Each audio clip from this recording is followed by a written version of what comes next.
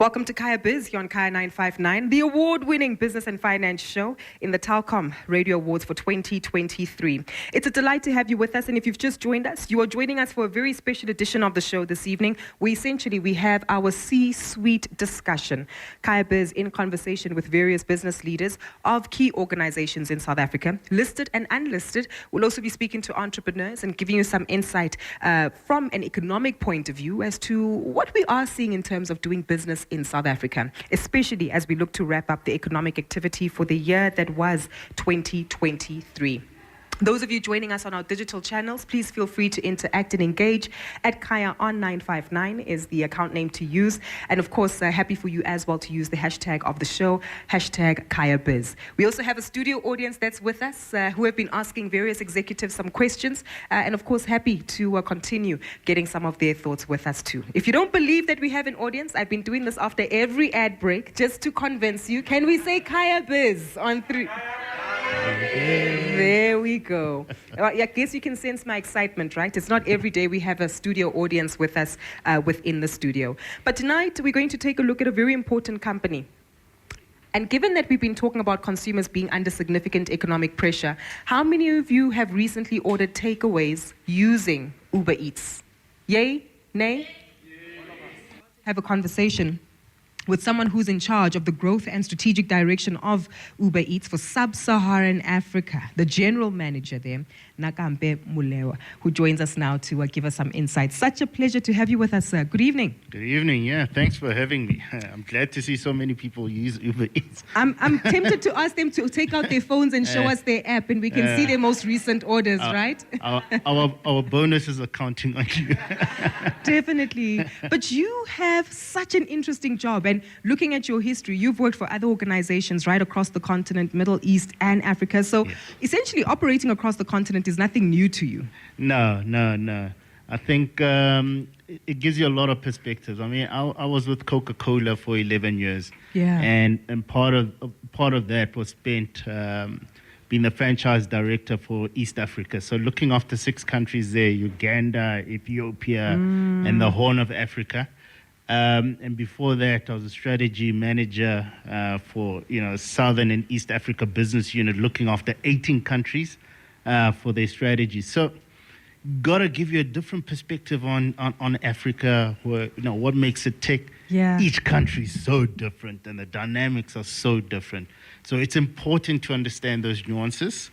If you plan on operating any sort of business on the continent. Yeah. I ask this because it must give you a very intriguing view about South Africa and what you witness over here. And maybe let's go there. Essentially, again, we've spoken about poor economic growth, high levels of interest rates, but yet a very vibrant and dynamic economy that still proves to be very resilient. What are you seeing regarding Uber Eats trends in the country, especially that characterized this year? Look, we cannot ignore South Africa. South Africa, we've got tepid economic growth, and you will hear kind of the doomsday stories coming out of here, and it's not to make light of them. People are struggling, right? But yet we remain a powerhouse. So we were with the MEC yesterday in Soweto, and she was saying to us, if you had to strip out Gauteng out of South Africa itself, it's the 7th biggest economy on the continent. Yep. Right? So you cannot ignore something like that. So when it comes to us, I mean, we run a pretty formidable business in South Africa, and I'm going to stick to South Africa per se. We started here in 2016, eking out a business. And people kind of looking at us quizzically, saying, I have to put something in an app and you deliver food.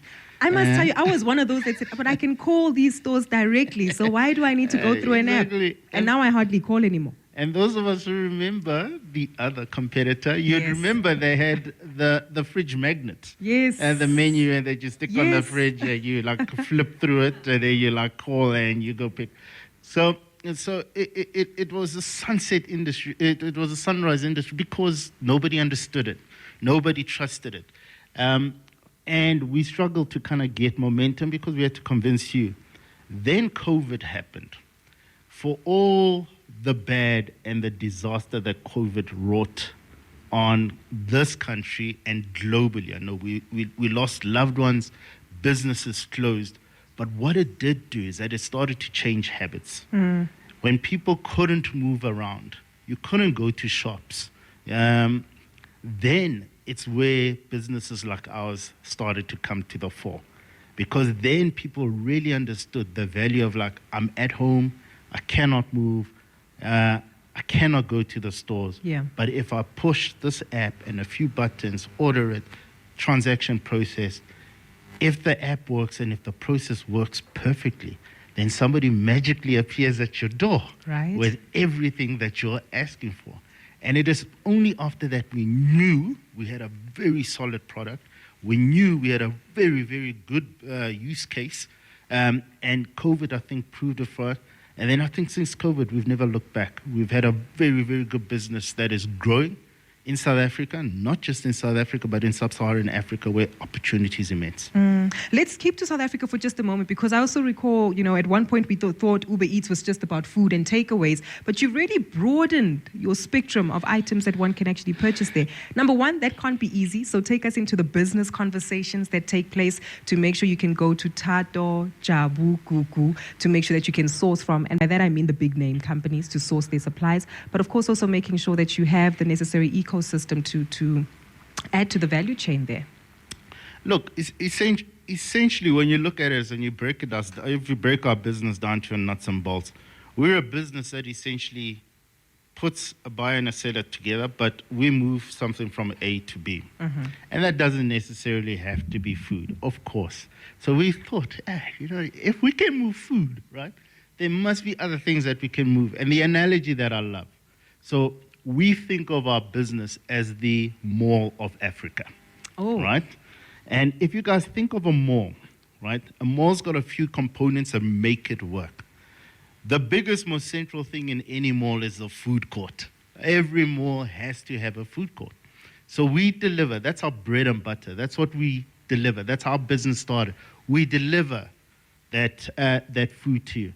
But if you think about what else is in a mall has got grocery, it's got alcohol, there's pharmacy, there's pets, there's florists. So we kind of thought, listen, if we truly want to start thinking ourselves as a mall of Africa, then it makes sense for us to start looking at the grocery business, the retail business, the pharmacy business, right, the pet store business. And if you look at our app today, right, you can see that you can almost get anything on our app, right? Depending on where you're located, though, right? Because that also plays a significant role. Depending on where you're located, because, of course, we are driven by the merchants that are in that area. Yeah. So depending on what those merchants are, we obviously strive to give you the very, very best. And our vision and our mission at the moment is to deliver anything, anywhere. I mean, that's the motto that we live by. And if we can talk to business owners who've got something to be delivered, we will do so. 100%. I find that so encouraging because it also opens up an opportunity for job creation, right? Sourcing new businesses and new owners for them to actually move their products.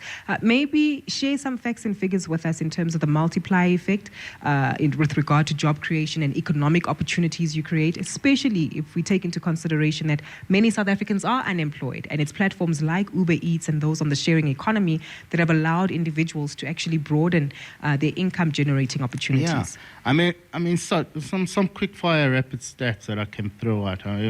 We've got over 10,000 courier partners in South Africa now, and it's growing. So, and by that you mean guys on bikes and in the guys cars. that you see on the bikes.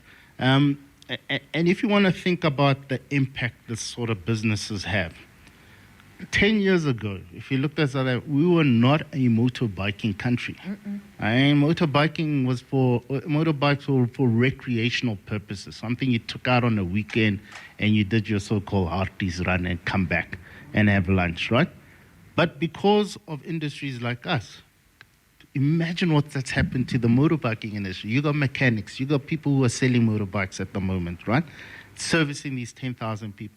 We've got over 9,000 restaurants and merchants on our platform. Again, if you start thinking about these people are employing 3, 4, 5 people earning 3,000, 4,000, 5,000 rands. Those very same people coming in, typically we know that a typical household in South Africa is 3 to 4 people. Those people now start pulling 3 to 4 other people into the mainstream of the economy, right? So when we look at these things, the potential to do different, to make a difference is huge. We recently did something in Soweto, which I'm really, really excited about. We partnered up with the Gauteng government, the government economic department with MEC Tasneem Matara. Yes. And we said, look, this is a very simple model. We need couriers in Soweto to work. And she said, great. What we'll do, Nak, is that we will look for a partner for you. We will help that partner source couriers for you. Then we said, all right, if we've got these couriers, we are going to create a market in Soweto. So we took $10 million, which we're spending over 2 years, so 200 million rands. Dollars, not rands. No, dollars. All right. Dollars. 200 million rands. 200 million rands, around there. Just deploying this money in Soweto. And we are going to open up restaurants. We're going to look at dark kitchens. We're going to make sure that those of you with aspirations to own restaurants are there. We've been running this trial for 6 months. I can tell you, every target that we have set at the moment, we've surpassed it by at least 50%. I'm intrigued, Nakampe, because now you've got my attention, and I do want us to come to a few questions in the audience in just a moment, because when we think about how Uber Eats has been received in the township market across South Africa, really, there's often this negativity around, well, you're not supporting entrepreneurs there. Load shedding is a challenge, crime as well. Help us understand how you've navigated some of these complexities, and most importantly, are also supporting these entrepreneurs to be resilient, to follow through with orders when they're required. So we know we couldn't do it alone. So when I took this job 2.5 years ago, working for Coca-Cola, I asked my first question is, why aren't we in the townships? And it's hard. There's crime, for sure. Crime. We've tried it. There was crime. We couldn't sustain it. But I knew Coca-Cola does roaring business in the township. So there is opportunity. So we knew we couldn't do it. So the first thing that we needed to address was couriers. Courier safety is of paramount importance. Yeah. Paramount importance. And this is where government is key. Because when you start having conversations with the MEC, who puts you in touch with, the SAP, the community policing forums, it starts to make a difference. Then we say, we want to recruit couriers from those areas. So in Soweto, we're not going to bring anybody outside of Soweto and so on, because those are the people who know that area, right? The chances of committing crime, the chances of going to unsafe areas, because you're street smart, then starts to lessen those types of problems. On the merchant side, we have a lot of merchants who sit and say, listen, I really want to get into this business. But you guys are looking for restaurants. It means I have to go look for premises. I have to make huge investments. You know, they need to look pretty and so on. Excuse me. Bless you. But we come in and you say, to be on our platform, you don't need to be a restaurant. You can be a dark kitchen. We go to you and look, where's the space there? What do you need? I need an industrial oven. I need this. I need a fryer. I need it. Do you have an appetizing menu? Because that's what you need to win. Yes, I have an appetizing menu. Then come onto a platform. But then we go further. We say, you're a small SMB. You're not gonna compete with Kentucky and the big brands, the Chicken Lickens and so on, because they got enormous marketing budgets, and you're never gonna compete. So what we say to them is that, fine, I'm going to give you promo money. So there's a product called ads at the moment that we got. We say, I'm going to deploy ads here. And what ads does, it promotes these sort of restaurants to the top of your feed. When you open up your thing, those are the restaurants that you're going to find first. How much of that will be influenced by location? Because I'm doing that now to follow through.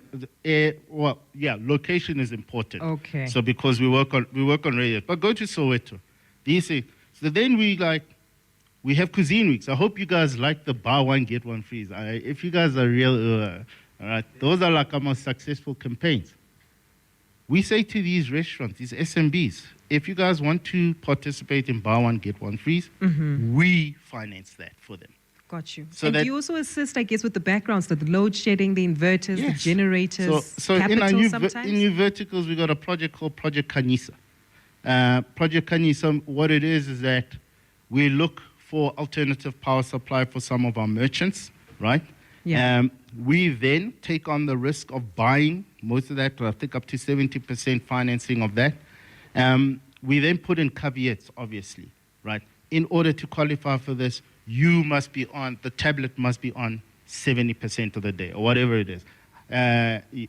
You must be turning over this much. We want you to participate in these sort of, and if you meet all of those criteria, because we will help, then the generator's there for you, right? You will never experience the things like load shedding, because for us to win, we really need to unlock and put out the roadblocks for you and make sure that you're winning.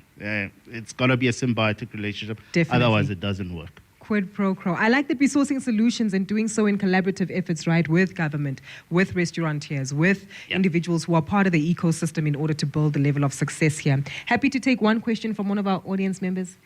Okay, I'm going to skip Lisedi and Mr. Maluleka and give it to the gentleman behind you because you've been quiet for most of the evening. Go ahead and introduce yourself and ask your question, sir. The mic might be on mute, so we're just going to make sure we've got you. Non-Sigelelo is the one asking the question. Perfect. Yes. So my name is Ntsigelelo, and I host a science show on VowFM. Now, the question I do have, especially because I do see that the growth of Uber Eats is really hugely dependent on the times in which we're living in, right? The fourth industrial revolution, the third industrial revolution. What does the future of Uber Eats look like as we go on further into the fourth industrial revolution? We're experiencing a lot more trends, especially when it comes to artificial intelligence and such and such. What does the future of Uber Eats look like with regards to that? And also, going into the fifth industrial revolution, we're experiencing, the metaverse, augmented reality, virtual reality. What does the future of Uber Eats and I suppose companies like that in which you have worked for, maybe you're hoping to work for even in the future, look like? Very great question, Sigelelo. Wow, let me put on my, Your thinking cap. Precise. But if you can imagine that we're a company that sits on thousands of bits of data, on consumer data. So you can imagine that we know when you are going to order or likely to order. We know exactly probably what it is that you're going to order. We probably know how much you are spending, not only what you are spending or how much you're spending, when you are spending. You're making us uncomfortable now. You have so much information about us, eh? Yes, we got a lot of we got a lot of information. And the thing that we always talk about in Uber, and it's really starting to gain traction now, is this thing called data monetization. Because it's a useless waste if you've got this data. Now, can you imagine a world where, and we're coming to that, right? Where you can kind of say to an AI system, a week before, on Tuesday, I feel like Chinese cuisine. Or on Tuesday or on Wednesday, based on my mood, maybe I'm feeling a little bit down and so on. I'm feeling a little bit broody. Yeah. We can see that if Umama is buying a baby formula, she's never bought baby formula before. She's either expecting or pregnant, right? So you take the power of AI and you can do that. And where we have predictive models, where we're going to come to a time where you don't even need to order, right? We come to a time we know this guy is bound to order this at this time. You come home, it's already there, right? And the only fights that we will have is when you say, I didn't really feel like this. But I can tell you now, you'll be surprised how much humans are creatures of habit. And we do repetitive things. And that's why banks are so phenomenal. So banks know when you will default. And they know with a likely certainty. And this is the same thing. because you're such creatures of habit, Yeah. we know when you're going to do these things. And it's going to come to a time where you absolutely don't even need to order. Come to the office, come to work. Your favorite scone, your favorite warm drink Cup of is coffee. waiting at your table for you without you having even ordered it. And that world is not far off. My goodness, talk about predicting the future and predicting our habits. This is a whole new world. We'll take one more question as well, very briefly, before we wrap it up for ads as well. Hi, my name is Hlanganiso Maluleke. So essentially, what you just said, man, particularly on the amount of money that you're putting into the township economy, into Soweto, it's quite significant and it's quite crazy because I find myself as an entrepreneur not being able to actually help the clients that come to me and say, look, I want to actually start a mobile kitchen business, right? So essentially, I'm trying to position myself into a space where I can say, okay, guys, I can be able to actually help you get the funding that it is required, right? So how do a person such as myself, or maybe even a service provider, who's providing ovens, who's providing gas stoves, who's providing the generators, how do we click with you so that we are the people that you choose in order for you to actually help the township economy? Because we are from the township ourselves, right? And we're businesses that have been built from there. So now servicing that same community is definitely a really good place for us to find ourselves in. And partnering with brands such as Uber is quite significant and quite large. So Yeah. I'm just curious on how do we partner with you as suppliers, right? To say, I have the database, or maybe I have the people who are interested in actually being supported by you. Yeah. So we've got a large team, the territory teams who deal specifically with kind of onboarding, looking for merchants and so on. And I would encourage you to talk to the happy to give you the contact details of these guys. Say talk to them. But what I do want to caution, guys, is that I grew up in Soweto, and that's why for me this business this venture has to work out because it's personal for me, right? My dad's from there, still have family there. So it is personal. I want this thing to succeed because I do think there is something to be done in the township. But in the same vein, guys, this is not a charity, right? And I can't treat it as that way. Whoever we decide to partner up, we do this with government because, yes, there are two interests that collide over here. Government has got a huge developmental agenda where they want to deal with unemployment. So do we. But we also want a thriving business in the township. And those two interests come together. And when they come together, they work. These potential tie-ups have to be profitable. They have to make sense because that is the only way you sustain a business. Otherwise, we do this for 6 months, it goes away, and then we know better. So we're very careful about who we vet, who we bring into this partnership, and for sure, looking for locals first prize. But when the locals are coming in and those who we partner up, very, very strong value proposition, very, very, very big on sustainability because when you are sustainable, believe me, our business is thriving. And then this developmental agenda of addressing unemployment, especially in the townships, is realized. And we owe it to those guys to do that.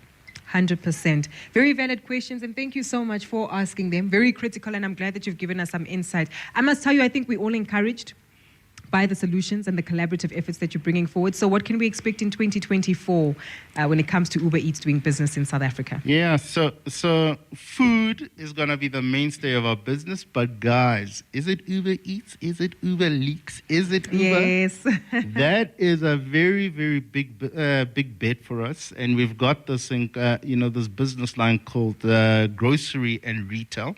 So it's a separate line of business that we are pursuing. And you can see that is going to be huge, guys. And we're going to concentrate on that very, very much. And then I take it you guys have also seen the Uber One adverts. Hey, let me tell you in the middle of a boxing match. Wait. Let me tell you about this great product more. that we got. We got this thing called Uber One. So Uber One is a membership product that we're going. And the reason why it's so exciting, that it gives you benefits both on the eat side, on the delivery side, and on the right side. So So this power of the platform now starts to come together. You know what the skeptic in me is thinking? Are South Africans willing to pay for that? Oh, can I? Oh, okay. Thank you. I have a few testimonials. Guys, it's about driving value. So if you guys don't have to pay any delivery fees, you don't get any delivery fees, there's discounts on your Uber ads, there's content that is curated for you. I think who saw the Uncle Waffles? I don't know if you guys did. The Uncle Waffles burger at KFC.